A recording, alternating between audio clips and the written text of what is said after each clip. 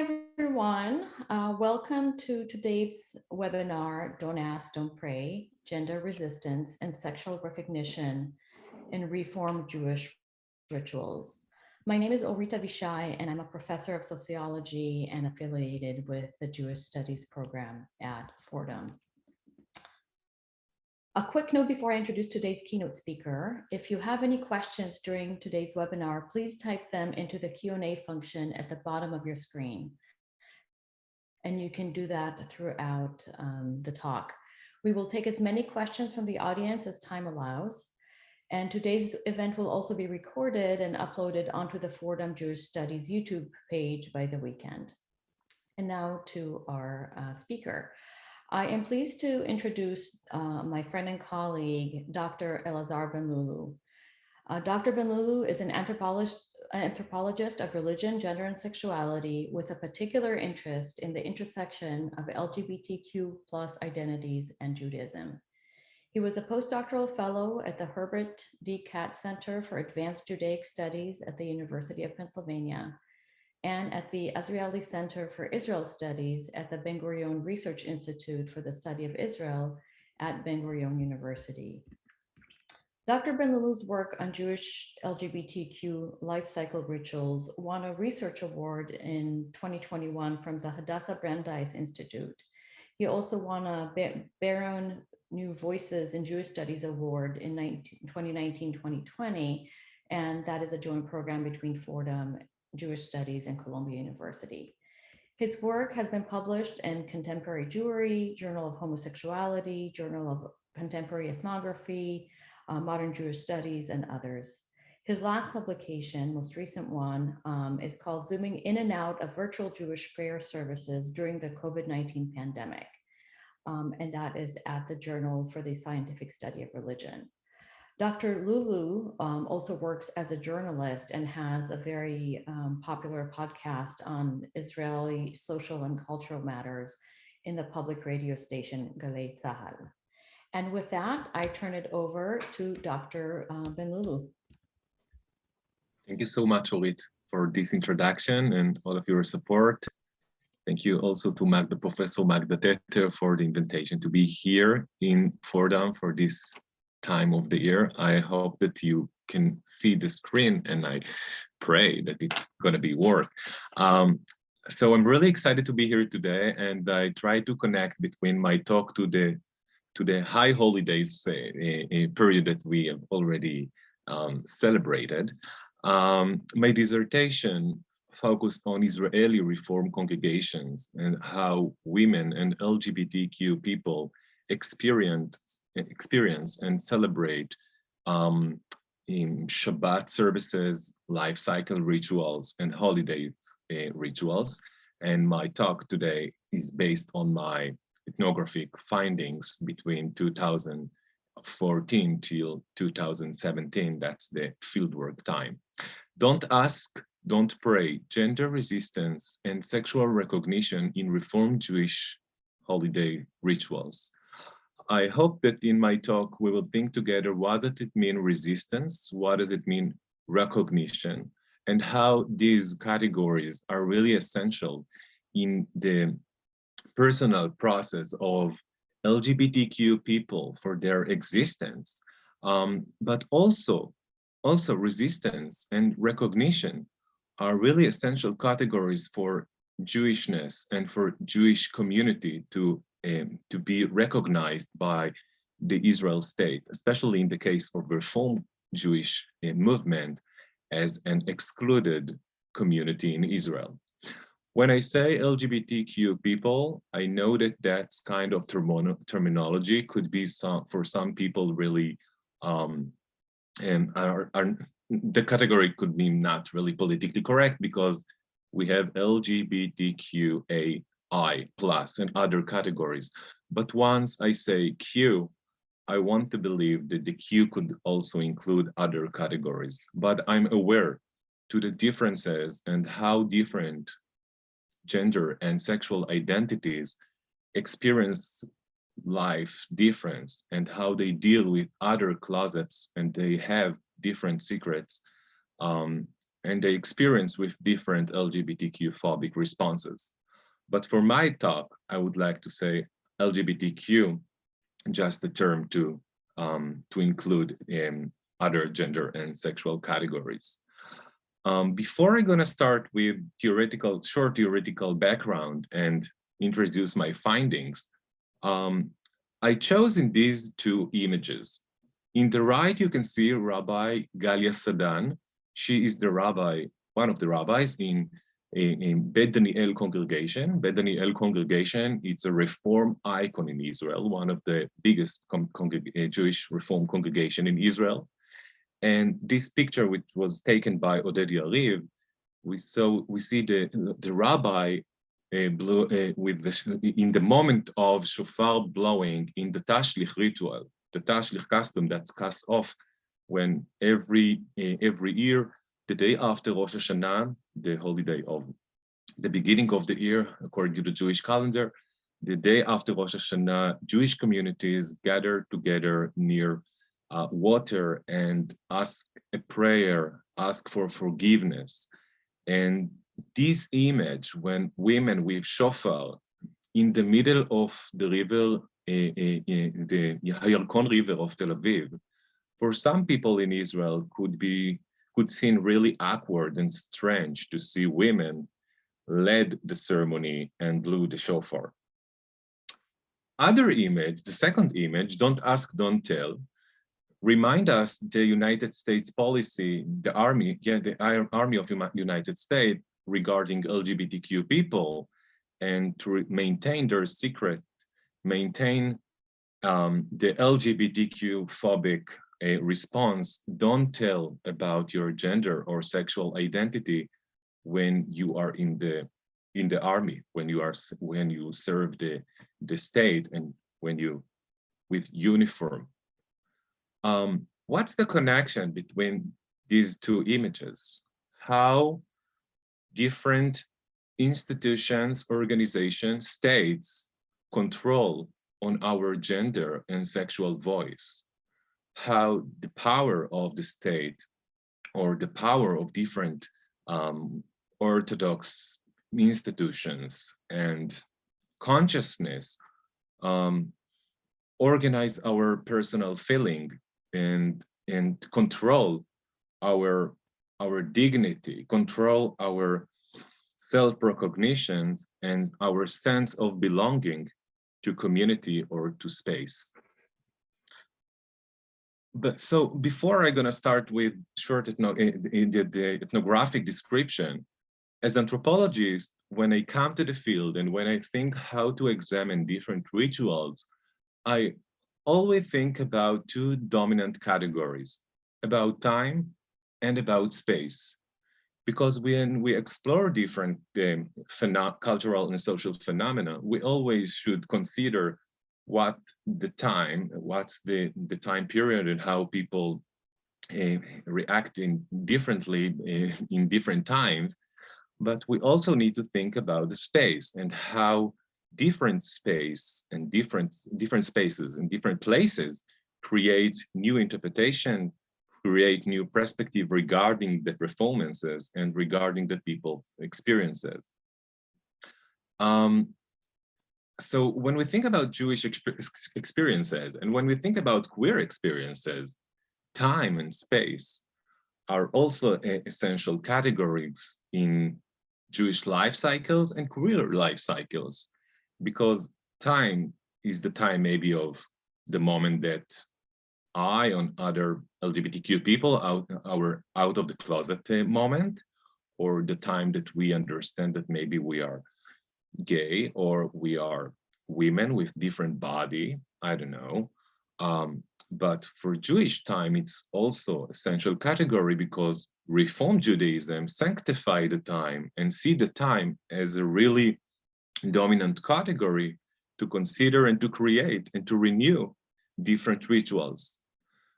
Space, it's also very important category when we think about how can you feel sense of inclusion and how can we feel in different space security. We feel comfortable with our Jewish identity and with our gender or sexual identity. The terminology or the term of safe space, what does it mean? LGBTQ safe space or Jewish safe space. It's really common today when we think about different kind of connections between space, identity, and performances.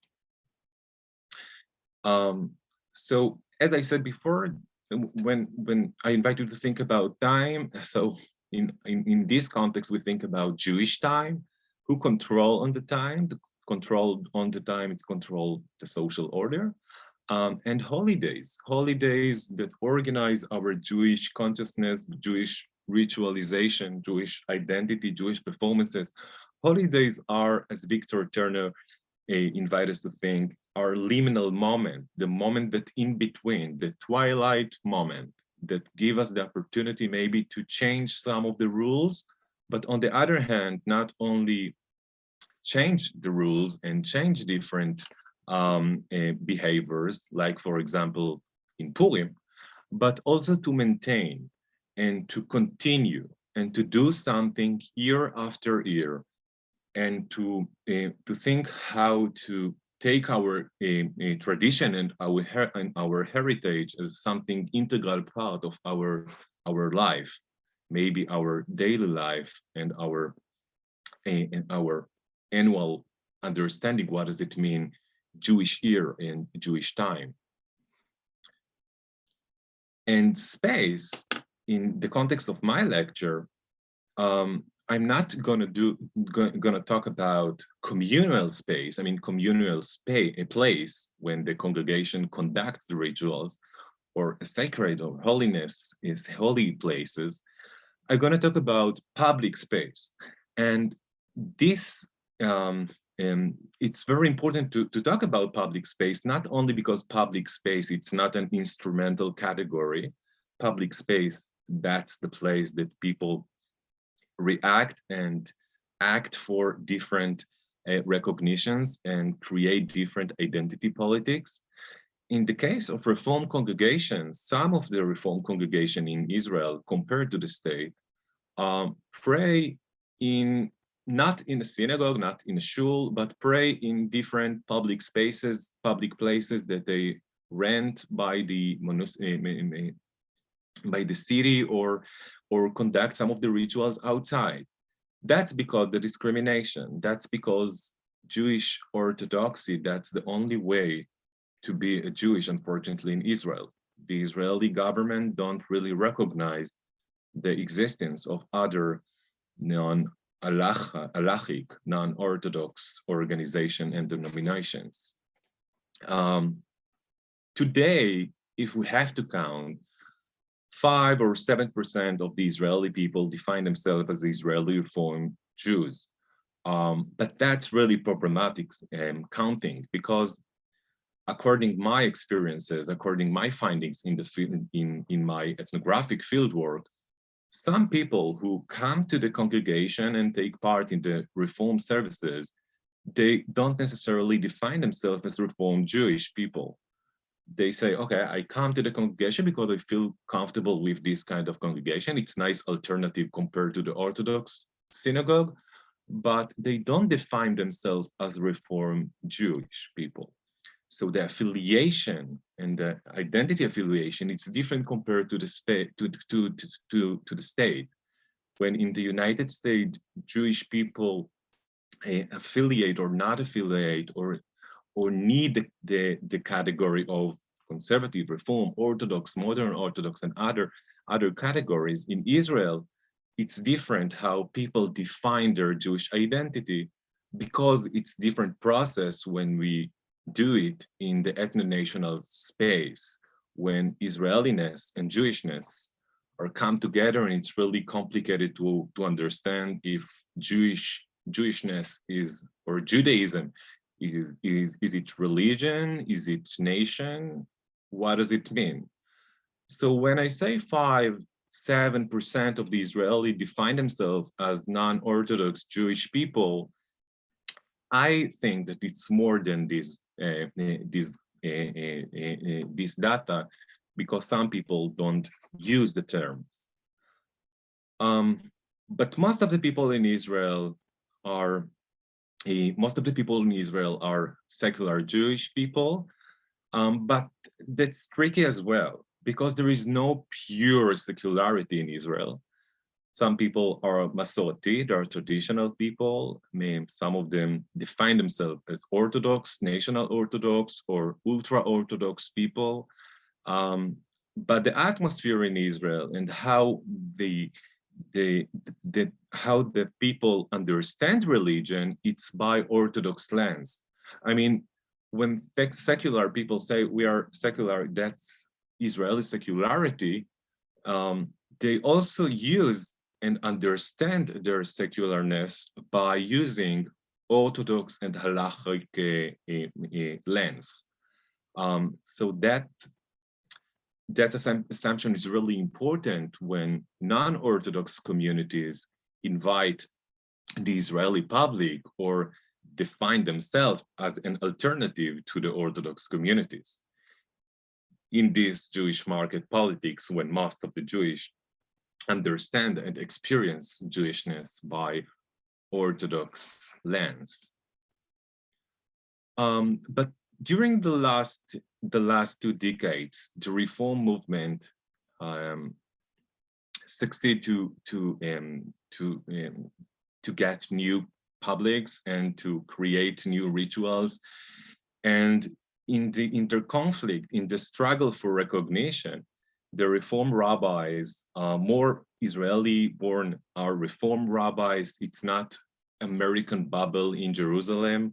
You can find Reform congregations also in the periphery, in the north and in the south of Israel. And it's not only it's not a bubble in Jerusalem or in Tel Aviv, but the struggle for recognition, it still exists. Part of this struggle, part of this conflict for Jewish recognition in Israel, the Reform congregation intersect with other marginal and excluded communities, such as the Ethiopian Jewish community, the Palestinian Israelis people, and LGBTQ communities. I mean, depend of the space. For example, one of the picture with Ihab, Sheikh Ihab from Jaffa with Rabbi Mira Raz, that ritual of Hanukkah, coexistence Hanukkah, lighting candles, happen because the community is located in Jaffa. Jaffa is a Jewish and Palestinian city. So the space create new rituals and invite people to support and promote coexistence between Israeli Jewish people and Arabs Israeli people. In different case, LGBTQ community, which is really which is really common in Tel Aviv. Yeah, Tel Aviv looks like a gay bubble and a safe space for LGBTQ people. The Reform community identify these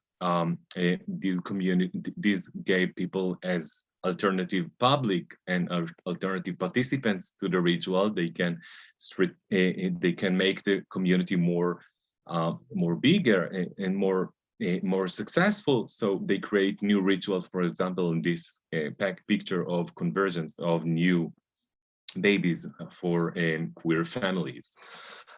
So the intersection is important when we think about how different marginal and excluded communities fight together for recognition and fight against orthodox, patriarchal, chauvinistic, and LGBTQ-phobic responses.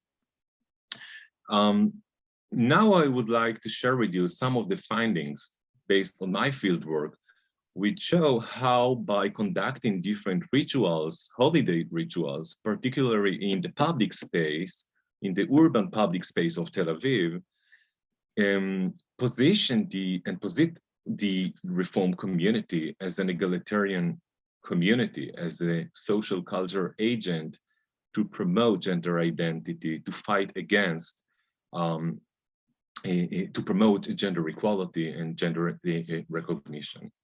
The congregation invite people to come to the community and to be part of the tradition and to be part of this political act by preparing and conducting the services by using new textual prayers, which mostly written by female rabbis, and the language is different, not more masculine language, because Hebrew, as you know, it's masculine language. So they changed the language, they changed the liturgy and recreate new kinds of Jewish liturgy, convince and encourage the crowd and the participant by different sermons and by other activities and programs.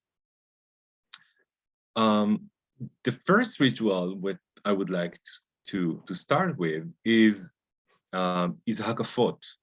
As I said in the beginning, in this high holidays rituals, high holidays period, Simchat Torah, the ending of the Torah reading is one of the known public rituals when a Jewish community take the Torah outside of the ark and dance with the Torah in the public space. And that's more than a religious act, it's a political act to say, we are here in the public space, we have a place in the public space, and we show our Torah, our victory, our commitment to God and connection to the past.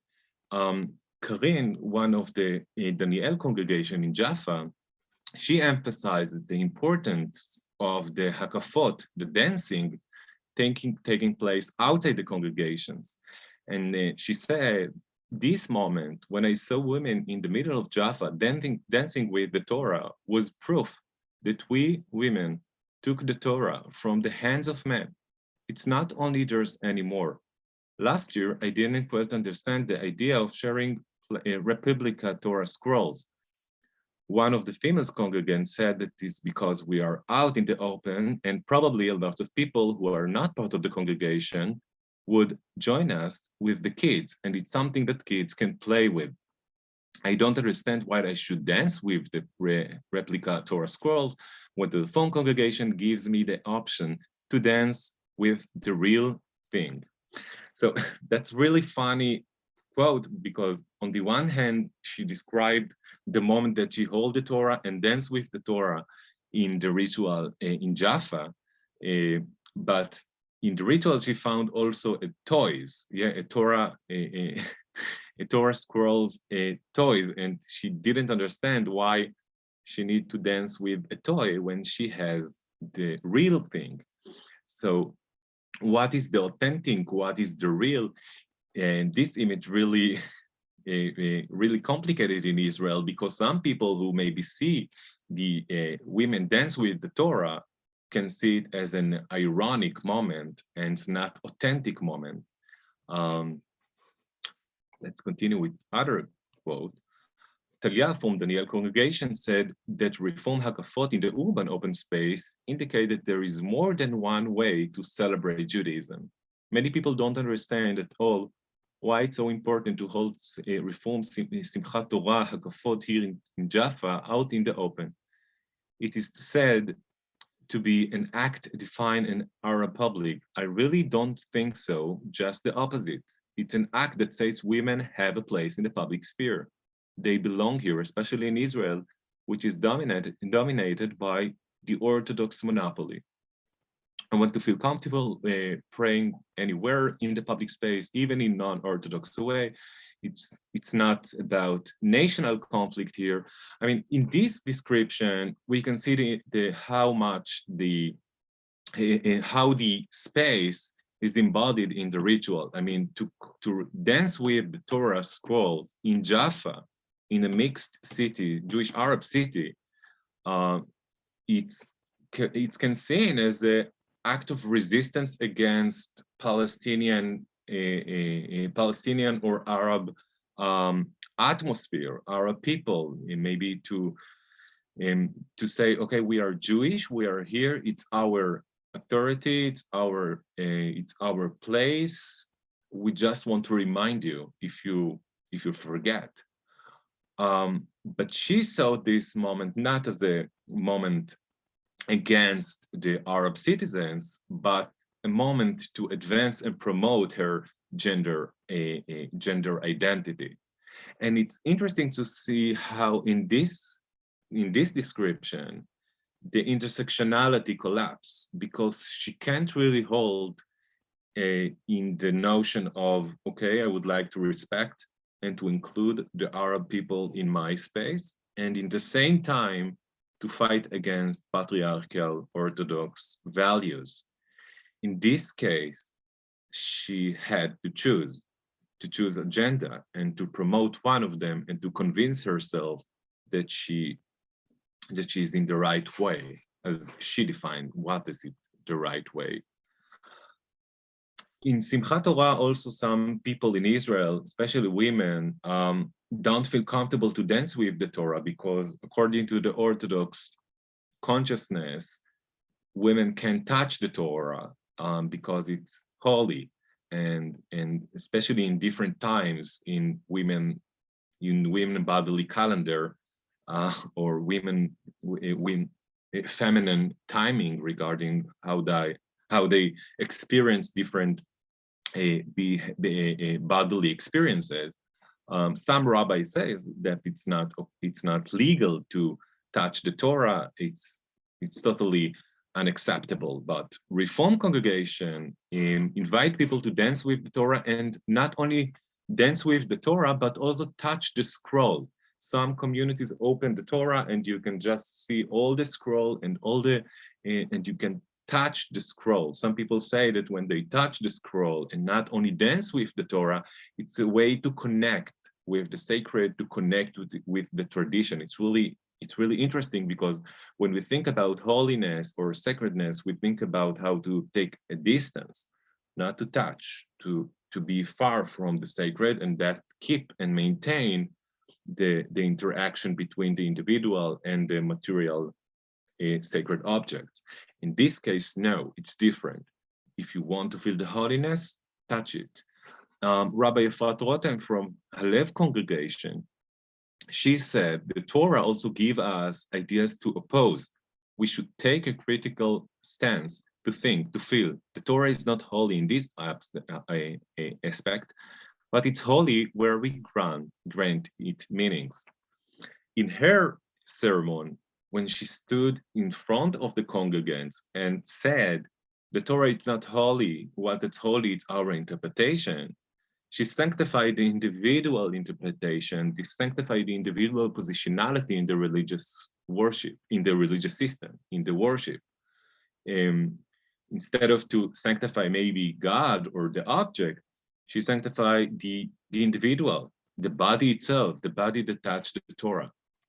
In other explanation, she explained why people can touch the scroll and dance with the scroll, and she strived to refute the myth and to say, no, that's not really the true. The true, it's different. The true is that you can find, you as a woman, you can find a place in the Torah. You have the opportunity to dance with the Torah, to touch the scroll, and to be part of this experience. It's really interesting to understand how she changed the theological meaning of what does it mean holiness, if we think about the theoretical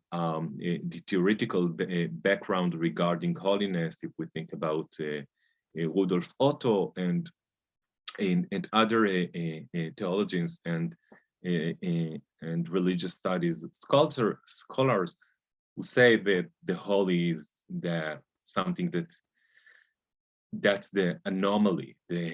It's not the anomaly. Sorry, it's the totem. It's something that you have to take in distance. And in this case, it's very interesting to see how she say, no, I as a human being have the authority to take the Torah, to read the Torah, and to say, yeah, the Torah is a political declaration, it's a political statement that promote gender equality and women and women positionality in the religious sanctity, which along the history were excluded, and in some places are excluded by worship. In other ritual, the tashlich, as I said in the beginning, in the day after Rosh Hashanah, Jewish communities organize the ritual outside in the public space, and in Keilat Halev, in Halev congregation in Tel Aviv, they organize the ritual in the entrance of the community building, and it creates different dynamic with different people who see how Reform Jewish conduct the rituals. And Gali explained how this kind of rituals, it's not only a moment to show Reform practice outside and not in the building, but it's also a practice to show lesbian performance in the public space. And once we think about visibility and how much visibility it's important for marginal communities such as LGBTQ community and Reform community, in this description, it's really happened. Every year we conduct a tashlich in front of the fountain that is just outside in the congregation structure. Everything outside is so beautiful and pastoral. We sang songs, threw some bread into the fountain, and each one placed himself or in corner and prayer. And then she described a moment that someone thinks that the rabbi is not a male rabbi, it's not a female rabbi, it's a male rabbi. I told them it was a female rabbi, and they were surprised and said, "I'm sorry that I asked." I told her, "It's okay, it's better than not asking." Then we conversed about the gay community afterwards. It's evidence that getting outside in the public space meant everything to me. It is our coming out of the closet. As a lesbian, it's very essential for our lesbian presence, even in Tel Aviv, the paradise of the gay community. So if we think about the title of the lecture, Don't Ask, Don't Tell, in this moment when she explained that the rabbi butch lesbian performance, it's moment in the moment of religious practice, and not in gay march or gay pride march or other, I don't know, other public gay activity, or by using, I don't know, Me Too or other virtual platform. No, in this case, the politics, the gender, the message for gender equality come from and based in religious practices. One more example how to make the place as a safe gender place for women and LGBTQ people also is expressed also by creating new liturgical texts which are written by female rabbis, Israeli female rabbis, in this case the tashlich, and we can see how the liturgies also change. Instead of we and our, we see my. And again, the positionality of individual compared to the positionality of God, or the positionality of the sacred object, or the liturgy, it's different in Reform liturgy. The individual, he or she, is in the center, and that's a background, or that's a ground to create new understanding. What does it mean to be egalitarian community and to promote gender equality and sexual recognition? I will continue because I want to finish the lecture and that we'll have some times for Q&A. But other examples see how these kind of rituals, when a female rabbi led a ritual and the congregants use in feminine liturgical text, create new interpretations and allow to female members to create new interpretation to the rituals, because, as I said before, Hebrew as a masculine language, in this case, the degender the language caused and allowed them to think differently and to create creative meanings to the text and to their life experiences by using the text. And again, to the space, when we think about public urban rituals, the Tashlich, Simchat Torah, it's not only make it's not only make a connection between the individual to the tradition, or the individual between the individual to himself or herself, but it also promote a connection to the city, a sense of belonging to the city, and to make Tel Aviv, that's sometimes really seen as a secular place, to Jewish place, and to say, yeah, also in Tel Aviv, we can feel reform, or we can see reform practices and non-Orthodox religious activities as part of the urban secular landscape. And the fact that the rituals are conducted in urban space, create new dynamic, new negotiations between different communities. In this case, Tali, one of the community members, created different discussion with one of the ladies in the beach in the Tashlich, that told her that it's not authentic to be reformed, and women are legal to participate and to be part in reform community. Mm-hmm. And it's really important meeting and encounter between two different women in Israel, and how they should explain and justify their Jewish positionality or Jewish agenda in the moment of the practice. So to summarize the lecture, by using Simchat Torah and Tashlich and other holidays rituals, especially rituals which are conducted in the urban space, we can see how the Reform congregation promote gender equality and try to be an alternative to Orthodox communities in Israel, to fight against patriarchal and chauvinistic agenda, and to be part and to connect between LGBTQ and people and women, not only to the Jewish tradition, not only to maintain the relationship between them and God, but also to connect between them to themselves, between them to their body, between them to the city. Because the city in the space, especially in the time of the holidays, the time in the experience of LGBTQ people, the life cycle time, the queer life cycle time, which intersect with the Jewish life cycle time, became a holy time, not because holy it's something that you should take a distance and don't touch.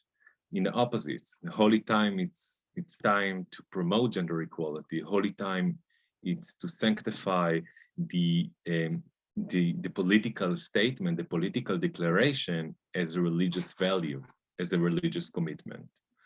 Thank you so much.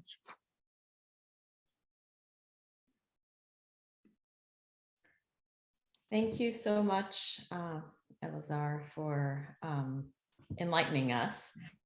I have a few questions, and I'm going to integrate some of what I'm seeing in the Q&A. And this is a reminder to all webinar participants that you can continue to submit questions through the Q&A, and we'll get to as many of them as possible. So my first question is, can you talk a little bit about the differences and similarities, I suppose, between Reform congregations and Reform Jews in Israel and in the US? I imagine that for many of our US-based participants, some of what you described going on in Israel of marginalization maybe doesn't vibe with what they experience in the Jewish landscape here. Yeah, Uri, thank you for this question. So, as I said before, yet when we think about time and space, we think about how in the US, for example, in the 80s, the Reform Congregation create a new liturgy for people who suffer HIV and AIDS victims. And in Israel, even today, 2021, people don't imagine and can't imagine that that's really happened. And when we think about distances and gap between time, how that in the US it conducted in 3 years earlier, maybe in Israel, it's always interesting to think about how different spaces, different times are interpreted by the people. But I think it's not only time, but also space, because most of the Israelis, as I said before, define their Jewish identities by halacha consciousness and by halacha lens.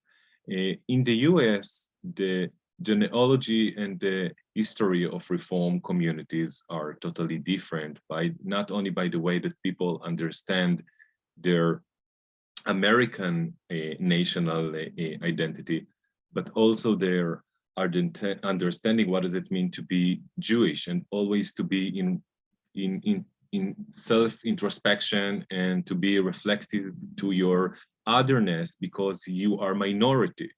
In Israel, as Jewish people are not minority. So the fact that they are not minority create, I think, different opportunity to think about what does it mean to be a Jewish people, because we are not a minority. So it's really close discussion between different kinds of Jewish communities when they know that the monopoly is Orthodox, the authority is Orthodox.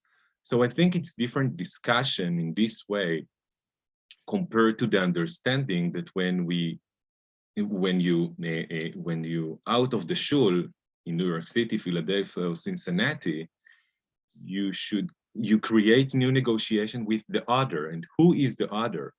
The other is a non-Jewish people. Who is the other in the space? In Israel, who is the other in the space for most of the Jewish people? They don't think about other Jewish others. They think about the Palestinian or the Arabs people, and it's different conversation, identity conversation, a conversation regarding religious identity. And of course, the mess between ethnicity and nationality that create different kinds of affiliation. Because once Israel establishes a Jewish country, the meaning of community, it's maybe for some people become irrelevant, because why do we need a community? We have the state. We don't need a community for Jewish people. We have the community of the community. We have the state. So maybe people understand what does it mean to be part of a community differently compared to be part of a community in non-ethno-national space, such in the US. But that's the differences. I think that also we can find similarities, especially in the economics, if we think about the economic status of these kind of people, whiteness, middle-class people who have the opportunity to practice Judaica and to practice religious activities in different kinds of platforms. So yeah, we can find some similarities in this kind of in this meaning. I mean, but it's for. I think we should also we always need to consider the differences before we click that. Before we press double click and compare between, because some people ask me why in the US it's really common and people reform communities are really a alternative for people. In Israel, no, and I'm not sure that's it's a good question, because this kind of question doesn't really include and consider all the conditions, and the conditions are different, and we should be aware to different conditions before we compare between different phenomena. Okay, thank you for that. There's several questions, so I can go in several different directions. But first of all, can you give us a sense? You were talking about Tel Aviv, and yes, and and then you talked about Tel Aviv in the context of being sort of considered as an LGBTQ plus safe space. So what goes on outside of Tel Aviv and several other uber progressive centers? Yeah. How widespread is this? Yeah. So my field work based on Tel Aviv, actually, I examined also a community in Gedera. If you remember, I show one picture from the Ethiopian Sigd, Reform Ethiopian Sigd. That ritual was conducted in Gedera in a cooperation between the Ethiopian community and the Reform community in Gedera. But not only in Tel Aviv, you can find a Pride Shabbat, for example, and other queer practices on behalf of the Reform communities or other Reform communities. You can find Reform communities also in Haifa, in Jerusalem, in the south, in the periphery as well. And the rituals not only conducted in Tel Aviv. I think in Tel Aviv, the focus of the intersection with LGBTQ people is clear because it's Tel Aviv. So it's really interesting to see how it de facto happen in Tel Aviv in different kind of moment and practices. For example, some of the practices were conducted in the gay center of Tel Aviv. But in Haifa as well, for example, in Haifa, the rabbi in Haifa of the congregation in Haifa created a Tfilat HaDerech, a special prayer for driving, but for gay parade. So it's wonderful to demonstrate how in Haifa, it's not only in Tel Aviv, different queer practices and liturgy is created, and not only in the Babel of Tel Aviv. But yeah, you can find also different rituals and communities in other cities and not only in Tel Aviv. Okay. And as I show, one sentence maybe more, as I showed in the description, in the ethnographic description, even Tel Aviv, it's not really pure safe space for liberal people or LGBTQ people or non-Orthodox Jewish people, because even Tel Aviv, when we say Tel Aviv is gay-friendly and secular place, no. Even Tel Aviv, it's sort of heterotopic space because Gali, I think, one of the community member in Keilat Alev, justified the lesbian performance, the lesbian boot performance of the rabbi when they conducted the tashlich outside. And I think it was Edna from Root congregation when she described the encounter with other women in the show of Jaffa, and then they talked about what does it mean authentic moment, or what's the position of women in the religious activity. She dealt with a moment of, she dealt with a reformophobic moment. So even in Tel Aviv, it's not really pure and comfortable to be a liberal Jew or LGBTQ people and to feel comfortable with community. I think I don't talk about the difference in different parts of Tel Aviv. I mean, to walk as a transgender in south of Tel Aviv, it's totally different. Maybe if you walk in Dizengoff or Rothschild, the gay-friendly area of Tel Aviv. Yeah, even in Tel Aviv, different spaces and different places in Tel Aviv creates different feelings for LGBTQ people. Okay, and this actually leads nicely to one of the questions in the chat about the congregants themselves and how they perceive of their leaders and rabbis. So I believe that you talked about a lesbian Reform rabbi, but if you can expand a little bit on that, how members of the Reform community, who they expect to see, what kinds of identities do they expect and accept as leading these congregations? Yeah. So as I said before, along the last decade, most of the we can find not only American rabbi but also Israeli-born rabbi. in my field work, I examined the Halev congregation, which was led by Rabbi Efrat Rotem. She's lesbian, butch, feminist activist, and really known as she's really public figure. She's really common she's really known among LGBTQ people in Israel as a dominant public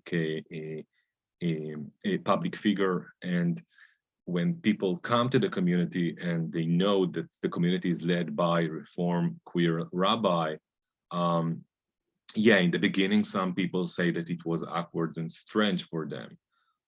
But what was strange? That it's a female rabbi or it's a queer female rabbi? When I asked some people, they said at first that the fact that it's a woman, it's a female rabbi, so it was really awkward for them because as an Israeli people with Orthodox consciousness, it's awkward to think about rabbi. The first connotation when we think about rabbi, we think about, I don't know, old man, black man with black outfit, and then they come to the community and see, and they identify a different kind of rabbi. It was really they were really surprised by this moment, but at first it was difficult to understand what does it mean female rabbi, and then when they know Efrat, some views are changes, but maybe some not. I don't know. But I think it's important to talk about the positionality of Reform rabbi in the community.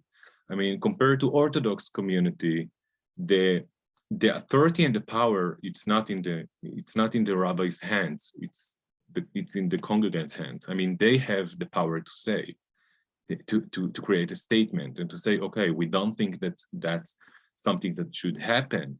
For example, as I describe in one of my publications, which is published in Journal of Homosexuality, I described the moment that the rabbi covered the ark with LGBTQ flag, and then one of the congregants resist and opposed to this act, and the year later, the flag no more was covered the ark, but it was near the ark, and this kind of communal crisis create negotiations and discussion between the rabbi to the congregants.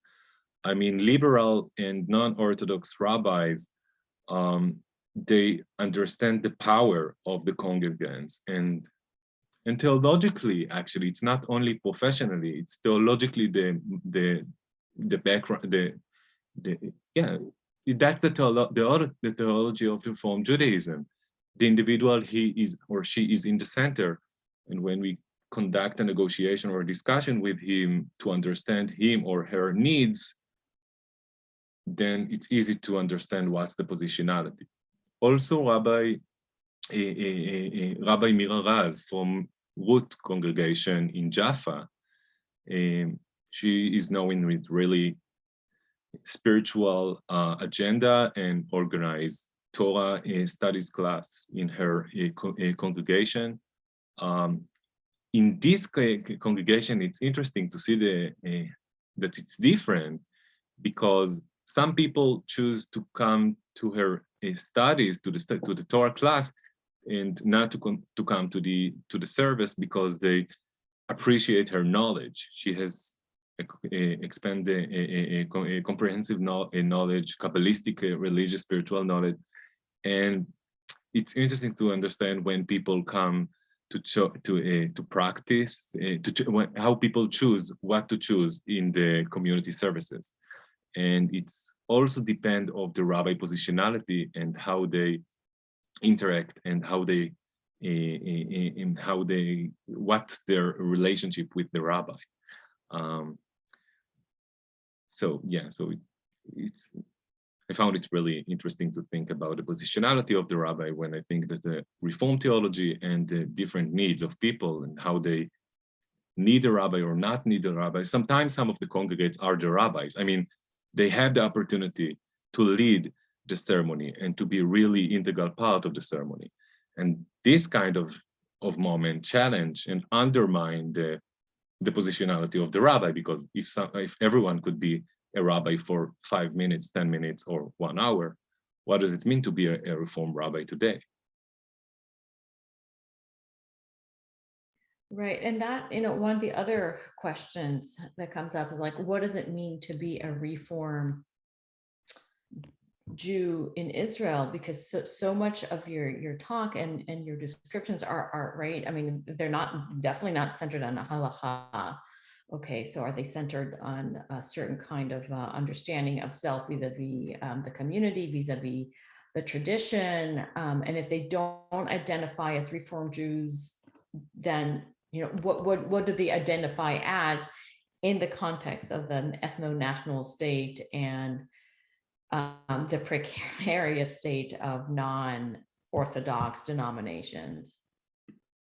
Yeah, Orit, in the first of the field work, when I come to the field work as an ethnographer and ask people about their Jewish identity, I ask, how do you define your Jewish identity when you come and practice Reform rituals? And they didn't say that they are Reform Jews. I mean, most of them didn't define.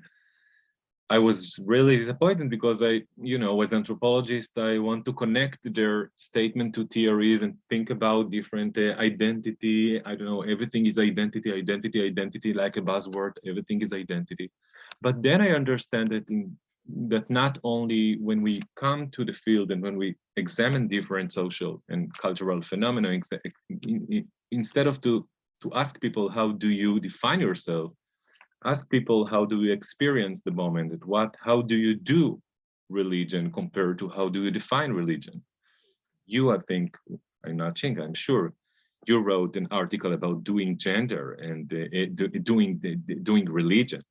And the connection between doing gender, if we think about Judith Butler, we perform gender more than identify gender. So I think in Judaism, more than identify Jewish identity, people perform their Jewishness, perform Jewish identity. And it caused me to think about performance and not only identity, but identity is also, it always here, but it's really something that people define with different explanation and expressions and reflections. So there is not, of course, that there is not only one way to define Reform Jewish community. There is not only one description for what does it mean to be a Jewish Reform, Israeli Reform, Jewish Reform person. No one definition for sure, but different kind and also different kinds of performances create different kinds of descriptions. What does it mean to be or to perform Reform rituals? But not only diversity and different kind of interpretation, but also we can find a core, and the core, that's the human being, the human in the center, in the centralized of the body, of the individual. And I think that's the core of the idea. I mean, that's the main logic behind different kind of identities and performances in the context of non-Orthodox Jewish experiences and identities. And that's background to create, discussion about body, sexuality, and gender in a synagogue, in a liturgy. Okay, so a slightly different direction, but sort of that it's kind of hovering in the background here. And so I had some questions and some also came up in the Q&A. Where does the interface and where does the conversation with and conversation about Palestinian rights come up in this context? And a question from the audience cites the person describing her experiences in Jaffa, where obviously that could be ripe for all sorts of interpretation of what goes on there, as you alluded to, of women or non-women, right? Of any Jew sort of dancing with the Torah in Jaffa, given the makeup of that particular city and the politics around it. So do you see in Reform Judaism, as it is practiced in Israel from the margins, serving more marginalized communities, rethinking, reforming, right, some of the liturgy and the texts and the practices, what role does that have then in the sort of the ethno-national conflict? Yeah. So I just want to say that, you know, before I started the lecture, I saw on Facebook many pictures with Rabbi Gilad Kariv, the Knesset member Rabbi Gilad Kariv. He is the first Reform rabbi in the Knesset, in the Israeli parliament. With the he danced with the Torah scroll parts of Simchat Torah celebrations. So yeah, one image, and it's really clear that most of the people, and I don't know, most of the people, but a lot of people in Reform congregation, they find themselves in the left side of the political map. And it's suitable to the Reform theology, the position of the individual and not the position of God or state or land.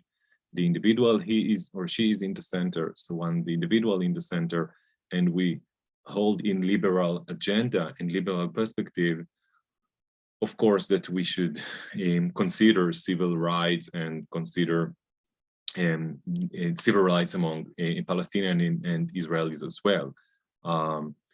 In different activities in Jerusalem and in Jaffa and in other communities as well, in Haifa also, the Reform congregation create different rituals with the Arabs community. For example, Jewish Muslims Mimuna in Passover in Jaffa and in Jerusalem, or Hanukkah lighting candle in Jaffa as well, try to think about different opportunities to invite the Arabs neighbors. And that's really different discussion. What does it mean to be a neighbor, and who is the minority in Jaffa? The Reform are the minority, or the Arabs in Jaffa are minorities, and who is the majority? And the number, that's the issue or not? I mean, Israeli Reforms member in Jaffa are not a minority, but Jewishness in Jaffa and all the gentrification in Jaffa and other expression in Jaffa really make Jaffa to be Jewish Jaffa. And that's really conflictual moment. And the Reform try to maneuver between the politics. On the one hand, the communities and the leaders, especially the movement, want that people will take a part in the community and to be neutral in a space. So the movement, the institution, the Reform institution in Israel does not declare a clear political statement regarding the occupation, for example. And the reason that they want that it will be open space, that everyone from the left or the right side of the political map will feel comfortable in the community. But we understand that it's not a real pure political safe space, and every practice, every language, everything. And for example, to choose to think after Oseh Shalom bimromav, after recite Oseh Shalom in Tfilat Shmoneh Esrei, to sing Salam in Arabic, that's a statement. I mean, it's not only a folklorist moment in the community that we combine between Hebrew and Arabic and sing together and pray for peace. No, it's to include the Arabic language to the Jewish prayer book. That's a real statement. And even though that you don't clearly define your community on the left side of the political map, and it's not officially that you are left agent. You are part of the political play. So sometimes it's clear by conducting mutual rituals in different moments, especially in holidays, because holidays sometimes give us the opportunity to change the rules.